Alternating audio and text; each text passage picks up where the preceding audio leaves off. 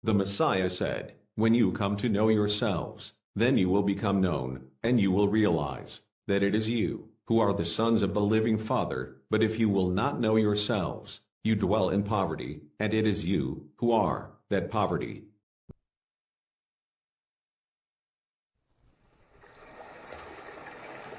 Welcome to Antique, where the mountain meets the sea. Crew high!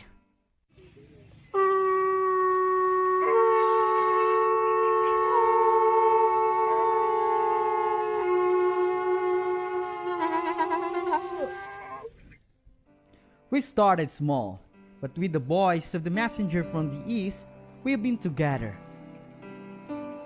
It all began in May 29, 2021. And as time went on, our count grew. My brothers and sisters, let me present to you the one-year journey of Antique chapter.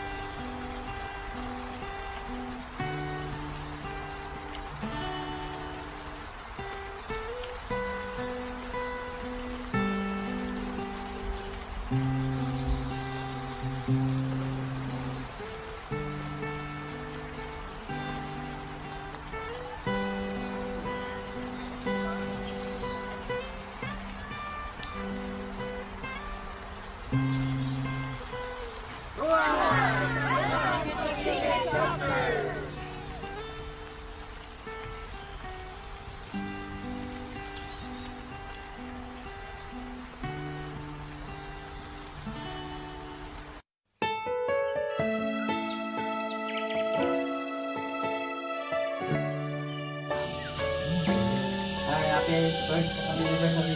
Happy anniversary. Happy anniversary! Happy anniversary!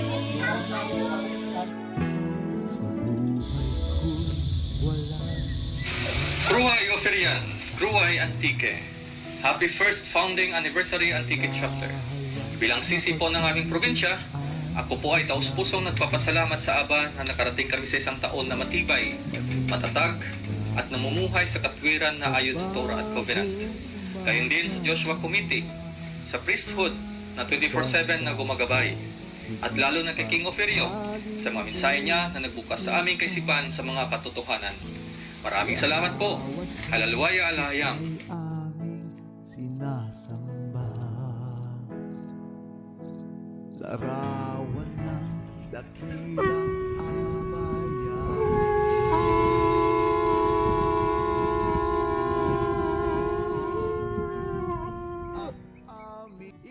Now therefore, if you will indeed obey my voice and keep my covenant, you shall be my treasured possession among all peoples, for all the earth is mine. Yada.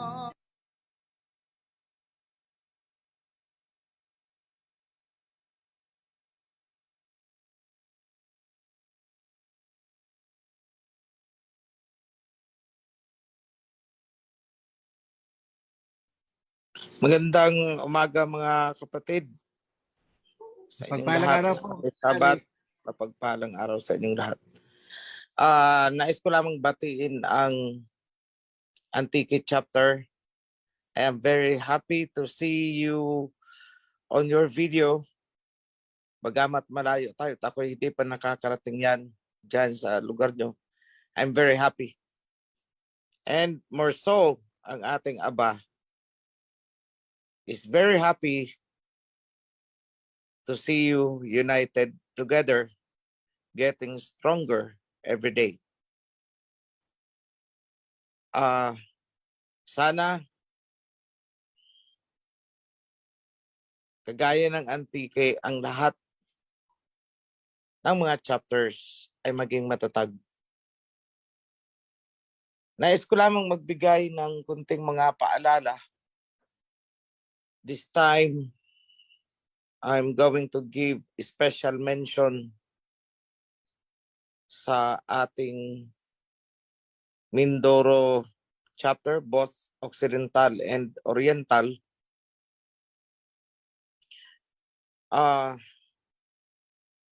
Hindi ko alam kung paano ito sasabihin sa inyo. Pero be warned of the spirit of Jezebel that will soon knock at the door of your chapter. So attention and heads up sa mga chapter coordinators ng probinsya.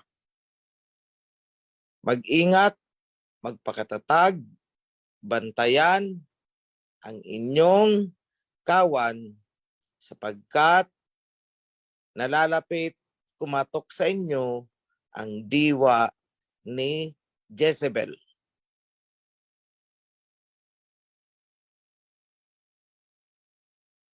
Similarly, sa Cavite, nalalapit din kumatok sa inyo ang diwa ni Jezebel.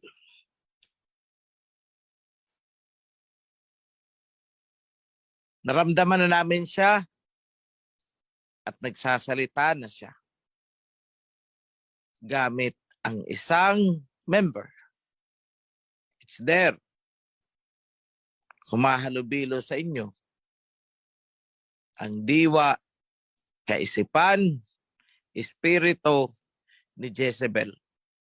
And soon, Mindoro is a target. Be careful. Nagpaalala na ako. Malalaman nyo yan at dapat maramdaman nyo kapag andyan na siya. Be careful. Brace yourselves.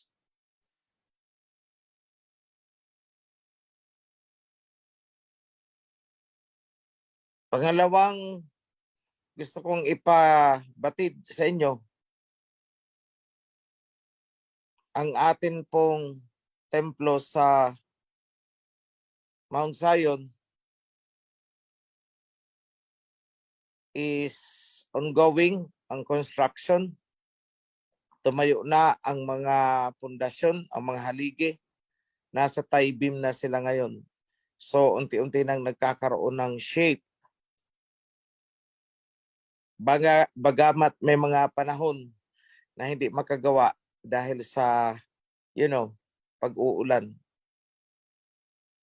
But it is ongoing. So, mamaya, I hope somebody from Kasile could show the latest progress. Pangatlo, sa pinakamataas na level ng pamunuan, may mga bagay na hindi pa kami handa o hindi pa pwedeng i-announce sa inyo, pero very soon mararamdaman nyo na lang yan. So I am currently engaged in many activities, mga top level arrangements, pero ito ay nauugnay din sa ating covenant, isang cornerstone of the kingdom. So remember the cornerstones of our kingdom. We have foreign relations, priesthood, defense, and security. At ang pang-apat is on the economic side. So I am working on those foundations especially on the economic side. Dahil kung aasahan lang natin ang tithes for the needs ng kawan, medyo matatagalan tayo. So I'm working on another means which has been promised on the covenant. So on the economic side. So hindi ako makakapagbigay ng anumang impormasyon, anumang detail, because we need to work on high level confidentiality as of this moment.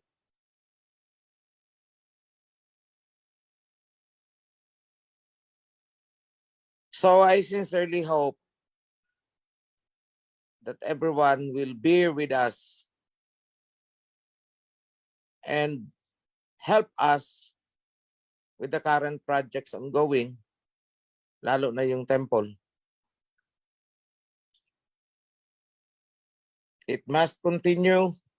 It is 3 years on the making. So ang allotted time po natin dyan is 3 taon. Dapat matapos yan with all of the details. So ang target po natin dyan is makuha natin the splendor, the glamour, and the glory that Abay Hawa deserves for his temple. And everything else will follow. Sinabi niya yan. Kahit sa Ezra, unahin niyo ako. Where is my house? Nagtatanong siya eh. Where is my house that you will build for me? So naghahanap siya. And that is on the covenant. That we will construct a temple for him. So yun ang pagtuunan natin ng utmost attention na magawa natin. Financially, we might not be able to do it alone. The tithes would not be enough. So I am working on something else. Remember na kahit yung loob mismo ng temple natin will be overlaid with gold. Paano natin magagawa yun? Kung tithes lang ang aasahan natin. And some are not even faithful. So I have to work on something else. And I want every one of you, to pray for that. Wag na ako ninyong tanungin ng details kung ano yung ginagawa ko. As what I have said, it is confidential muna.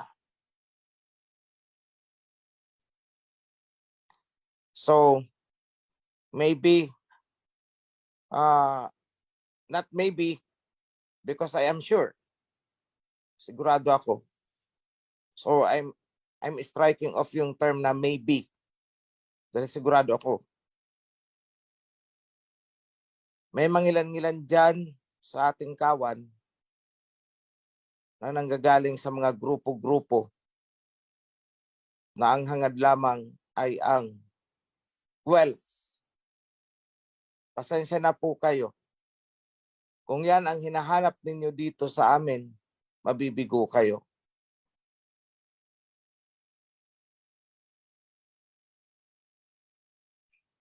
The wealth is not ours. It belongs to Abba. So wag niyo pong hanapin sa amin yan. Dahil wala pong magkakamit niyan. Wala. As in wala. Dahil nasusulat yan sa Hagay. The gold is mine. The silver is mine. Kanya hindi atin. So wag na po ninyong hangarin na mapasa inyo.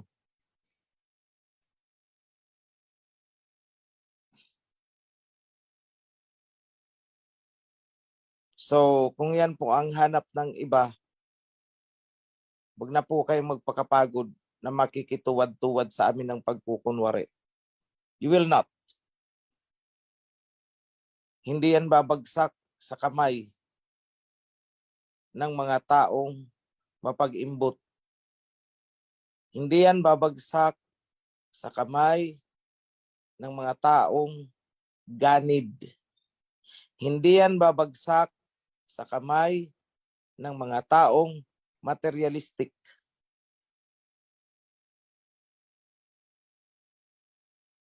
Sapagkat nakatalaga yan na ang hahawak niyan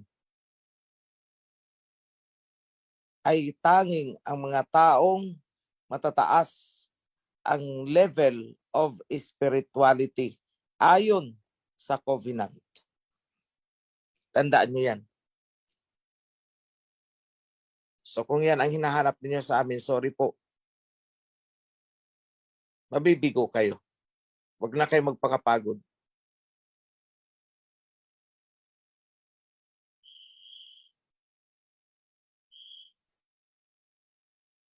Hindi po yan sasayad sa kamay nyo. Para sa pansarili ninyong interest. Hindi po. I'm sorry. As early as this time, I am saying, I am sorry. But that could not be. Hindi po yan pwede. Na mga iniisip ninyo at mga tinatangka ninyo. Hindi po. That will be securely handled by spiritual people. There are elders po na nakatalaga para dyan humawak. And even me, hindi ko inaambisyon yan. Sorry again. Pero tama ang narinig nyo. Kahit ako hindi ko inambisyon yan.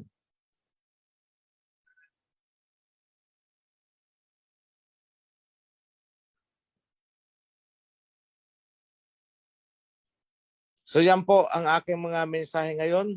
Pang-apat is yung Torah. Our Torah and Covenant revision.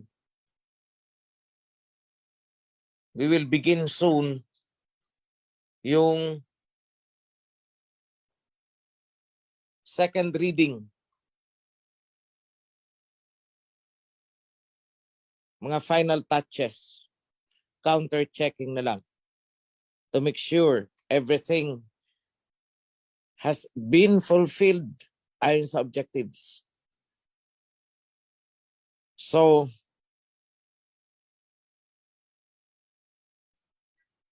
I'm just waiting for the guidelines kung paano i-distribute. Ang gagawin ko dyan is fragment ko yan, ipapabasa at ipapa-review sa mga volunteers, pero hindi nila malalaman kung saang part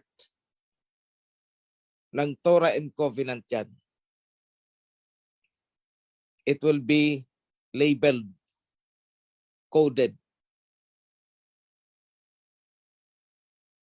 So, kunwari, may portion, isang chapter, ipapabasa ko sa isang tao, isang volunteer, for him to find ano ang merong mali dyan. Di niya malalaman kung saang book yan. Not unless in-depth na siya sa Bible. Hindi niya malalaman what he might read instead of the book. Say for example, Isaiah chapter 10 verse 50.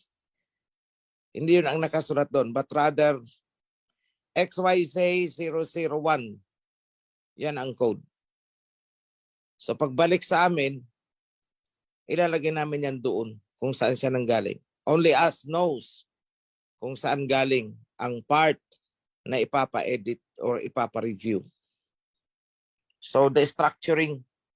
So I'm waiting for the, I'm not waiting it from somebody else. I'm waiting it to enter my mind how I can do it. Ituturo naman yan eh. But that is the initial now na pumasok sa akin. It must be released, coded kung saan siya matatagpuan. So you won't know from what book is that. That is to ensure that the confidentiality of our work is maintained and the copyrights are protected.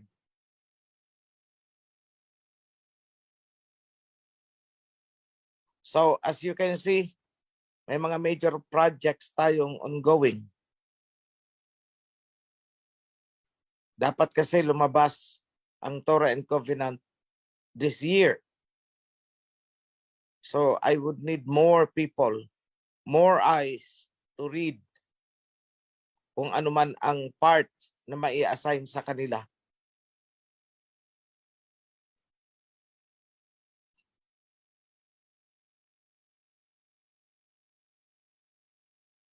Second, still about the revision. Yung mga team, yung mga proofreaders won't know kung sino pa ang ibang mga kasamahan niya.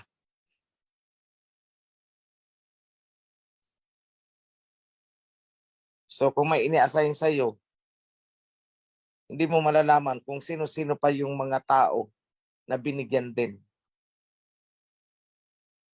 There will be a Chinese wall. Chinese wall ang tawag dyan. Hindi mo malalaman kung sino ang ka-teamwork mo, but you will be working in a very synchronized way. So all of those interested, kindly contact anyone from the priesthood or sa Joshua na lang siguro.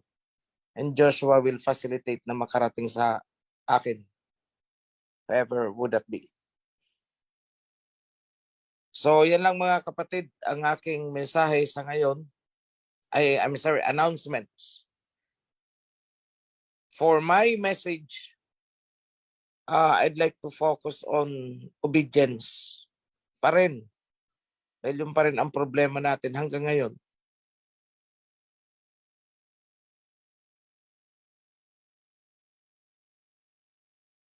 Alam nyo kasi, ganito yan, uli sa muli, para na akong sirang plaka nito. Lahat ng kasalanan, kung tutuusin natin, lahat nagbo-boil down sa iisang salita, disobedience. Lahat ng kasalanan, dyan, bumabagsak, disobedience. Nag-commit ka ng adultery, that is disobedience. Actually.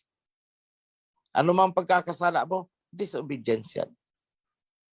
Administrative and spiritual na pagkakasala, disobedience yan. So ang kasalanan ay nag-iisa actually, disobedience. Ngayon, sa mga obedient naman, pwede kayong i-classify sa maraming klase. Basically, siguro ko 3. Yung mga obedient with a happy heart. Yung mga sumusunod ng may kaligayahan. Pangalawa, yung mga sumusunod na wala namang kaligayahan, kundi napipilitan lamang.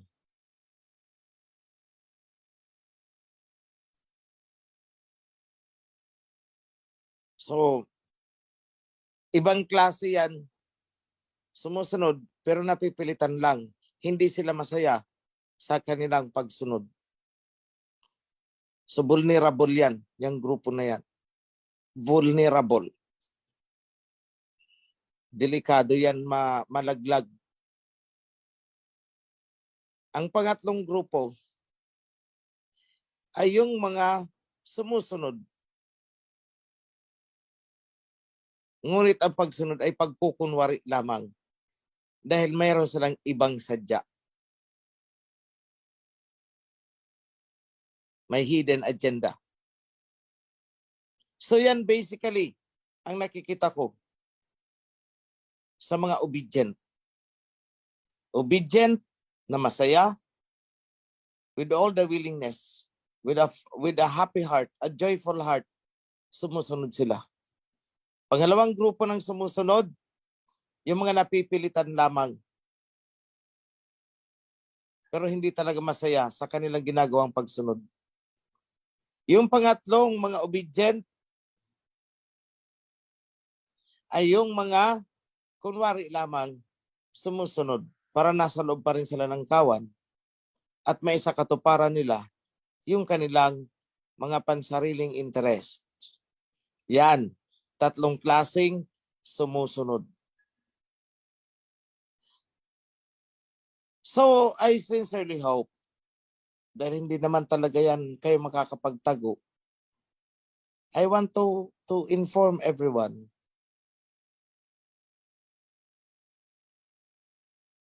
na ang pinipili ko sa tatlong yan ay isang grupo lamang. Yung sumusunod, willingly, sumusunod ng may kaligayahan sa kanilang puso. Yun lang ang gusto ko. The rest, asahan ninyo. Malalaglag kayo. Kahit anong gawin yung kapit ko, tatagpasin ko kayo.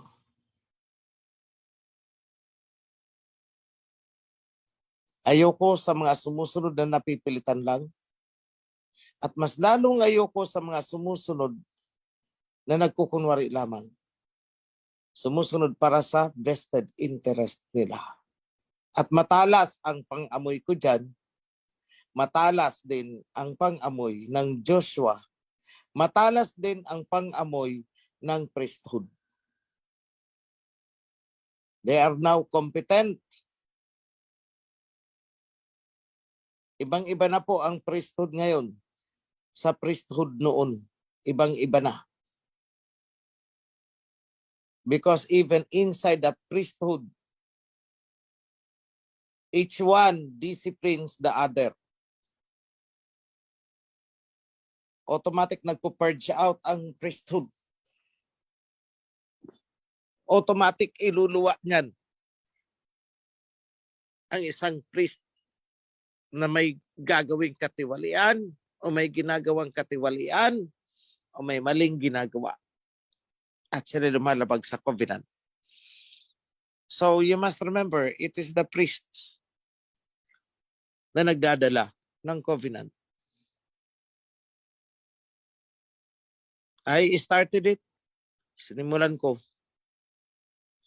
And the legacy will live on forever. Forever na yan.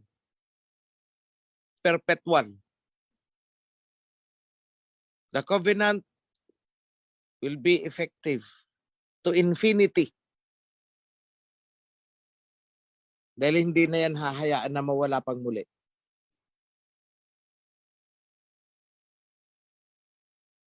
Tandaan natin ang sinabi ng Abay Hawa. My covenant is everlasting. From generation to generation. Hanggat may araw at may gabi, walang mababali, hindi mababali ang aking covenant. Hanapin nyo, andyan yan. Lahat, sinabi yan ni Abay Hawa. For as long as there is day or night, and even the day and the night cannot break my covenant, lalo na yung covenant kay Levi, the covenant with the priesthood.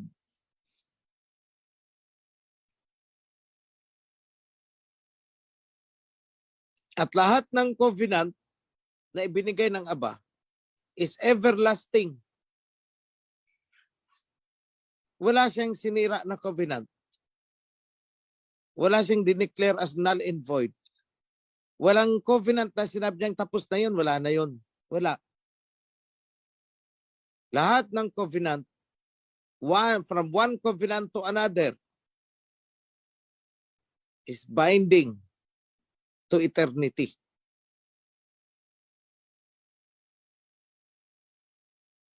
Kaya kahit anong gawin ng iba dyan, kasusuppress ng covenant, they will not succeed.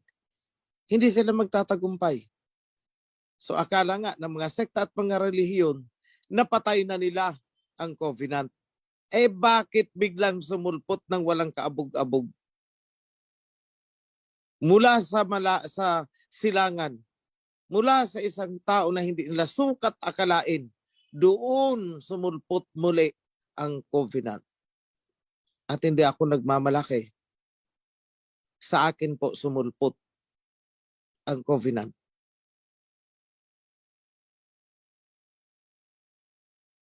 Sa akin muling nabuhay ang priesthood. Sinasabi ko yan, hindi ako nagmamalaki, hindi dahil ako nagmamayabang. Sinasabi ko yan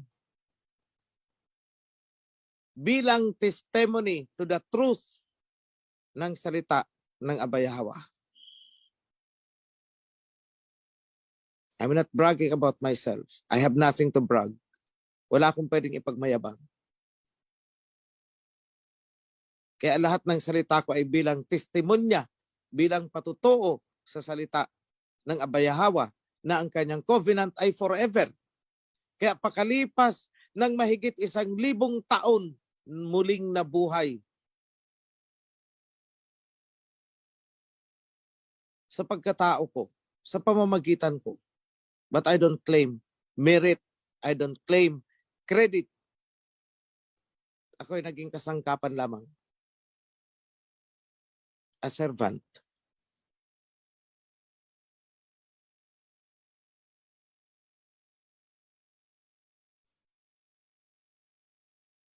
So totoo ang sinabi ni Abayahawa na ang kanyang covenant ay forever. Ang kanyang covenant kay Levi ay forever at hindi mawawala, hindi mababaliwala at hindi mawawala ng bisa hanggat merong gabi at merong araw. 1,000 taon mahigit. Actually 2,000 taon mahigit. 3,000 taon mahigit, 4,000 taon mahigit. Bakit? Kailan ba ibinigay ang covenant? Time of Moses.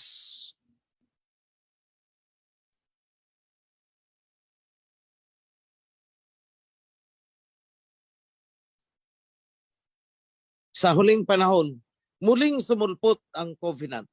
Muling nabuhay ang diwa ng covenant sapagkat ang covenant ni Abayahawa ay everlasting to eternity. So ngayon, paalala ko sa inyo mga kapatid, nung pumasok kayo sa kawan na nabuo sa pamamagitan ng covenant, hindi po yan laruan. Huwag niyo pong rarasunan na alis muna ako sapagkat masama ang loob ko. Hindi po pwede. Anong tingin nyo sa covenant? Basahan? Matapos gamitin, itatapon? At pagkailangan na ulit, babalikan? Ganun ba? Masaya ka o malungkot? Nagagaanan ka o nabibigatan ka?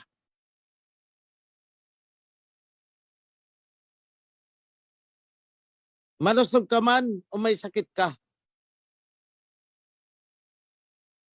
Once tinanggap mo ang covenant, di mo na pwedeng iwanan yan. Because when you do that, nagkakasala ka sa Holy Spirit of the covenant.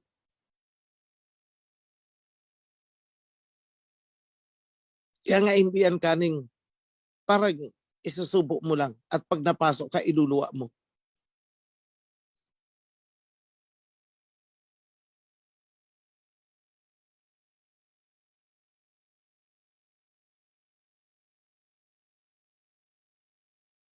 Ang covenant ay naandyan. Hindi para sa pansarili nating interest.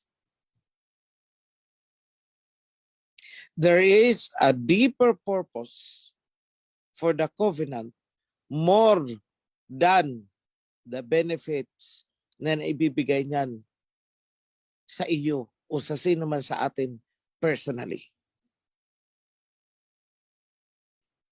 Dahil sa covenant na yan, nakadepende ang buong mundo.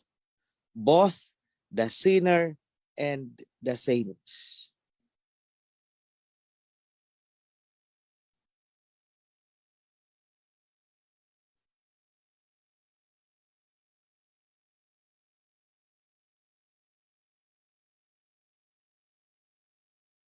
Naalala niyo ang Sodom and Gomorrah?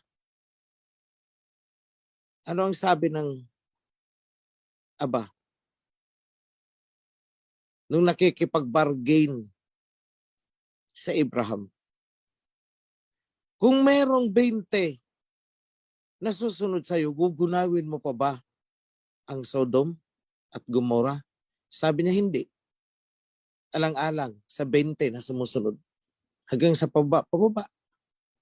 So ibig sabihin, kahit pala ang mga makasalanan ay nakadepende sa atin, sa ating ginagawang pagsunod sa covenant.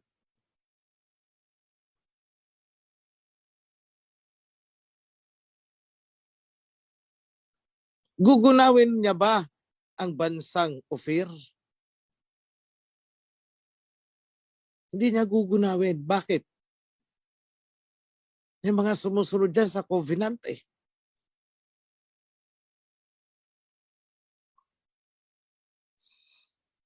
Nandiyan sila.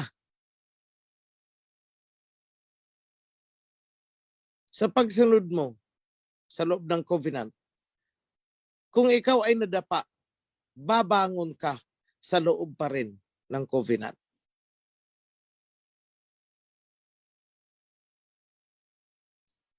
Hindi yung pag nadapa ka, lalabas ka na.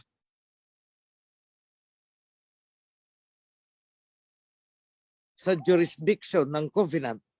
At ang sinasabi mo, masama kasi ang loob ko. Nasaktan ako. No. Stay inside the covenant. Kung may kasalanan ka, harapin mo.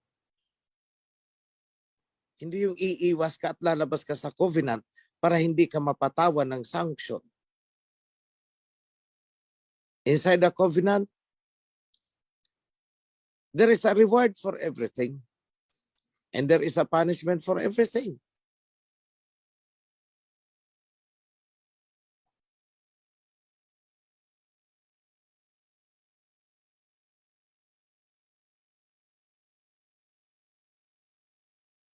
Maraming hindi nakakaunawa kung paano ko ipatupad ang covenant.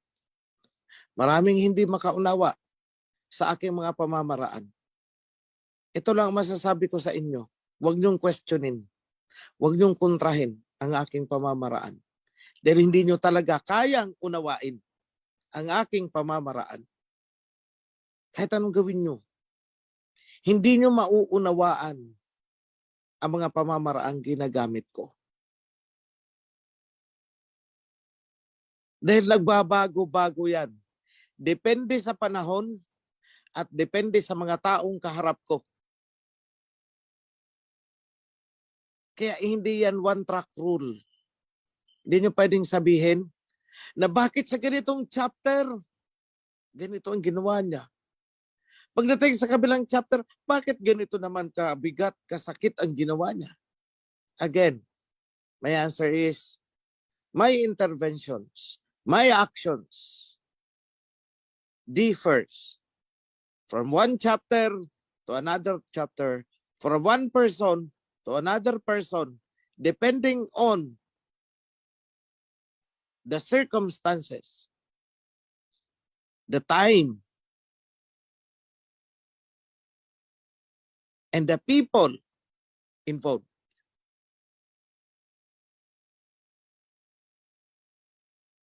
Please do not question my ways and means. Just obey. Ngayon, kung ayaw mo sa patakarang yan, then get out. You are free.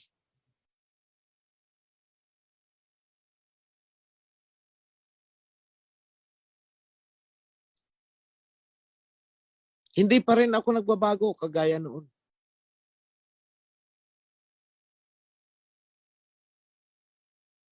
I never changed.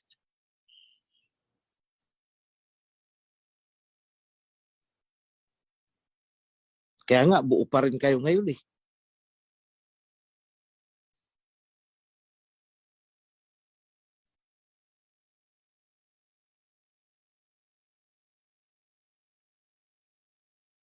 Nasusulat. What has been will be again. What has been done will be done again. Nothing has changed under the sun. Nasusulat. I am Yahweh. I did not change. That's why you, descendants of Jacob, are not destroyed. So do not question the ways and means. Dahil tulad noon, ganyan pa rin hanggang ngayon. At hanggang sa mga darating na panahon. The actions and interventions depends on the people. The more na matigas ang puso nyo, the more na matigas ang magiging action.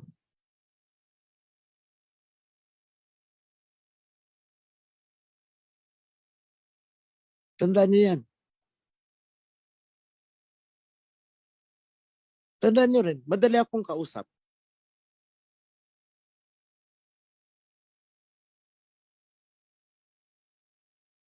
Nakikinig ako.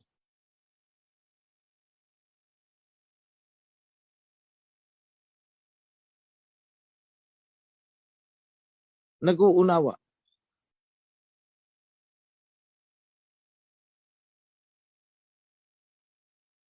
Pero wag sasagarin.